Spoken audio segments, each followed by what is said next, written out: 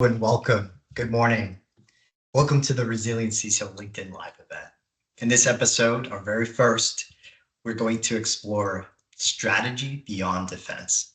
We're going to explore the definition of cyber resilience, consider its objectives, and explore some guidelines that may help you guide conversations from the boardroom down to the rest of your organization. So let's get started. Let's jump right in. What to expect first and foremost in this series. This is going to be a vendor agnostic conversation, one that explores the wisdom and knowledge of world-class CISOs and exploring what they have learned and how to apply that as a practitioner, whether as you're building a resilient organization. We also seek to have this be valuable to industry veterans with decades of experience and those that are relatively new to the industry by making this a very approachable concept that everyone can apply to their organization. So let's go ahead and get started. What do we mean by cyber resilience, right? This term has been used extensively. If you've walked the floors at Black Hat or the RSA conference, you would have seen resilience plastered everywhere. I personally would like us to try to commit to one common definition. And I think NIST has done a great job with the 800-160 version 2 specifically definition for cyber resilience. Let's look at what it actually says. Cyber resilience is the ability to anticipate, withstand, recover from, and adapt to adverse conditions, stresses, attacks, or compromises on systems that use or are enabled by cyber resource. That's a mouthful. There's a lot there, but let's just think about that. Anticipate, withstand, recover, and adapt. By the way, I highly recommend that you explore that document. The NIST 800-160, Developing Cyber Resilient Systems, is a great resource as you consider your path to implementing cyber resilience within your own organization. So let's double click. Let's go into the actual goals specified by NIST. So first goal is to anticipate. The very next one is to withstand. The third is to recover. And the fourth is to adapt. Now let's take each one individually. To anticipate. To anticipate is to consider the actions of an adversary. This is where we might consider things like doing a threat assessment and evaluating the potential that a specific set of threat actors might target your organization based on your industry, based on your region, based on your size. So having some degree of threat intelligence work that evaluates what are the likely scenarios your organization may face better prepares you to not only withstand, which is the very next one, but also recover from those adversaries' campaigns against you. So we might consider for anticipate things like proactive assessments and risk evaluation, threat evaluations, risk assessments that help us evaluate those kinds of campaigns. Now, the very next goal is withstand, the ability to absorb an attack without business disruption or collapse. Now, how might we consider the goals translated out of withstand? Well, this is about how we design systems to make them robust architectures, designing controls that if one control fails, you have a suite. This is the old concept of defense in depth. This is not new, but when combined, these concepts do become far more powerful. The third objective or goal is recover, the rapid restoration to normal operations after an incident. Recovery is a key concept in resilience, and one that I would suggest we as industry practitioners need to spend a lot more energy around, where we can minimize downtime, we can rapidly respond and deploy, whether it's playbooks or incident response procedures that allow us to bring an organization back quickly. And lastly, adapt. Adapt is the idea of learning from each incident. And here's where I want to plug the very first book, something I've talked about extensively. I'm a big fan of Nassim Nicholas Taleb's Anti-Fragile. In his book, he covers concepts like optionality. And this, if you've read that book and you apply those concepts, what it means is that adapt, the goal of adapt, can be summarized as the ability to learn and benefit from every instance, every occurrence, every incident we might face. What does that mean? What it means is that when we're faced with an EDR bypass technique or some other campaign, we can then say, what does this tell me about my attackers? If I've done the work correctly of evaluating what should be an effective set of controls, what do I need to enhance? And how do I get better every single incident? It's an option to improve. We might say, how do I lock down the entire environment against a particular campaign or a particular threat actor when I've seen that threat actor has been successful against my enterprise? Those are examples that, of course, we're going to unpack in a lot more detail, but as we're just covering the summary here, we're not going to spend a lot of time on each of these. The document goes into a lot more concepts. It talks about objectives that you should explore, including, of course, prevention. Prevention is a key concept. Prevention, let's just take a moment here. Prevention is where we have spent a lot of energy as an industry. We've evaluated what controls we need to put in place to prevent a bad thing from happening. So we put an EDR solution in place to prevent ransomware, yet many organizations certainly still face these challenges. The notion of our controls preventing an initial campaign against us is something that very much still needs to be true. We're just saying we need to build upon that. We've been doing the same thing over and over again, expecting a different result. Ultimately, and put simply, the desire is to move from a mindset that is focused on prevent and react to a mindset that is focused on withstand and adapt. I think that's worthy of pausing and repeating. We want to move from a mindset that is focused on prevent and react to a mindset that is focused on withstand and adapt. Now, I'd like to take you through a little bit of our own journey.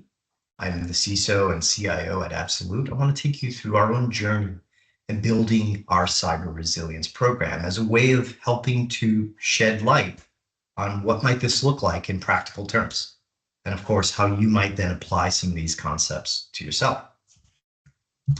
Stepping through, of course, we focused on where do we start. These programs are pervasive. They cover everything. They're going to have an impact on not only your endpoints, but all the way to your network infrastructure. Cyber resilience is not about a single technology, single concept, or single area of your estate. So in building our program, we focused on the most vulnerable assets, our endpoints, and considered how do we maximize visibility and control over those endpoints. Now, we benefit from the fact that we have firmware level control of our endpoints. We can get visibility and be able to do things at a very low level at the firmware below the operating system to give us that maximum control. It's a highly desirable state when you can't trust perhaps that an EDR is always functional or your endpoint encryption is there. Our controls are set to be able to operate at a layer below. And that was a key enabler to ensure that our program was operating effectively.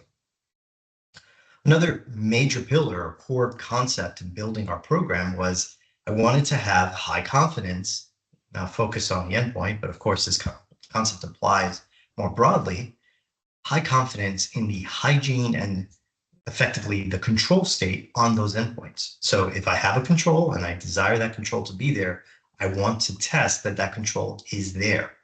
So if that's an EDR, I want to persist. I want to ensure that that control, that EDR solution has not been disabled by an admin unintentionally or by a developer or someone like that. Configuration drift is something that I think we all manage and deal with. And we have to recognize that this creates some vulnerability in your environment. Based on our own research, anywhere between 22 and 25% of your desired controls are not exactly where you expect them to be at any point in time. And that's based on a sampling of thousands of customer environments.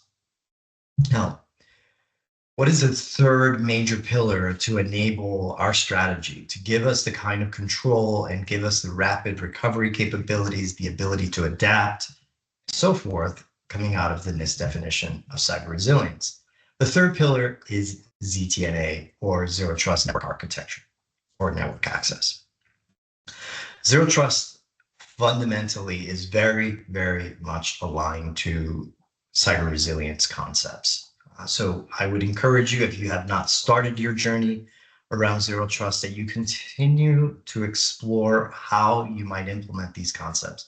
This is not a single tool, it's not a single technology, it's not a single action you take that helps you implement Zero Trust. These are a set of campaigns, set of projects, set of capabilities and concepts that, if implemented correctly, give you the kind of control that I think we all desire. One that says, I want to be able to take an action on a specific device, a specific user at any particular point in time based on varying and changing conditions. So to be able to enable the kind of control, the kind of recovery that we're envisioning through a cyber resilience program, we absolutely had to implement ZTNA. The fourth major pillar is the concept of fast recovery and adaptation. So at the end of the day, if I have an incident, what set of capabilities have I enabled for myself that allow me to recover quickly, whether that's an endpoint, that is a server. This is where concepts like immutable backups are going to come into place.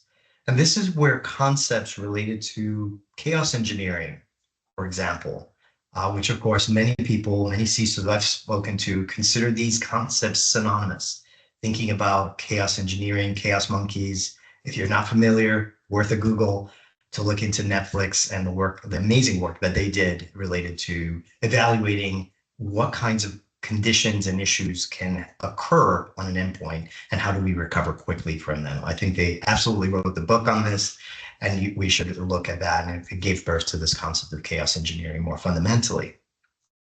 I would say that as a CISO, as an information security practitioner, you need to be working closely with your SREs, your DevOps teams, so that you understand what helps your organization run.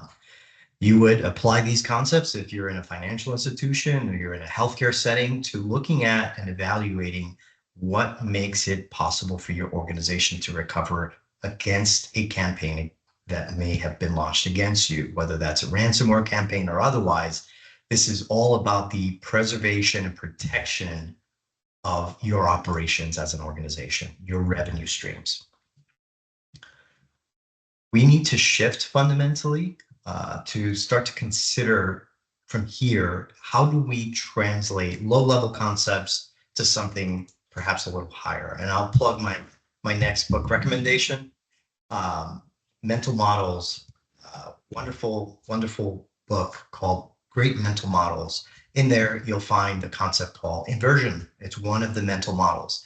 Inversion effectively states that if you wanted to evaluate whether or not a condition was possible, what would be the inverse? Like, what would need to be true in an organization if you were a cyber resilient organization? Just to let that sit for a moment. What would need to be true in your organization if you were embracing cyber resilience? Well, a couple of questions to add to that. So what kind of conversations would you be having regularly with your board about cyber resilience? I would imagine that as an information security practitioner, whether you're a CISO or a CIO or otherwise, you're likely talking more about the protection of your operations and your revenue and elements that help protect and ensure your organization can sustain its operations versus talking about specific security controls and NIST cybersecurity framework evaluations. By leveling the conversation to something more appropriate to board members that are focused on the business itself, whether you're in a healthcare setting or any other organization, you might even be in the public sector, your organization's mission is something that transcends cybersecurity. And by having an appropriate conversation at that level, I believe you are moving more and more towards an alignment, not only with your board's objectives, but with the goals embraced in cyber resilience. The entirety of your organization is a stakeholder in the continuation of the organization's mission. The CISO cannot do this alone. The CIO cannot do this alone. By linking up and working closely with other stakeholders, you can start to embrace these concepts and implement more rigorous security controls. So let me take you through examples of my own life experience in trying to get an organization to align and understand the objectives. Fundamentally, you could have a sit down in a board meeting and have a conversation, turn to your CFO or another key colleague and say, if I saw some early indicators of ransomware on your device, can I proceed with disabling your device, disabling your account, making sure that as an organization we're protected, and then restore your access quickly from there? That proactive action, that evaluation of, can I get even the most senior operators in the organization aligned, will help create a tone at the top that is essential for information security teams to embrace and implement concepts in cyber resilience. By creating optionality, as we talked about earlier, you are moving forward in this path, in learning from every single incident, helping the organization learn from every occurrence. Fundamentally, CISOs need to start to engineer for failure. They need to start to engineer systems, tools, techniques, processes that understand failure is a condition. We can't expect controls to operate consistently. So now that we've laid down key definitions, concepts, we've explored how we've implemented some of these concepts at Absolute, I would love to have you join me for our next episode. We're going to outline a blueprint for leading teams and organizations through greater cyber resilience. Thank you, and stay secure.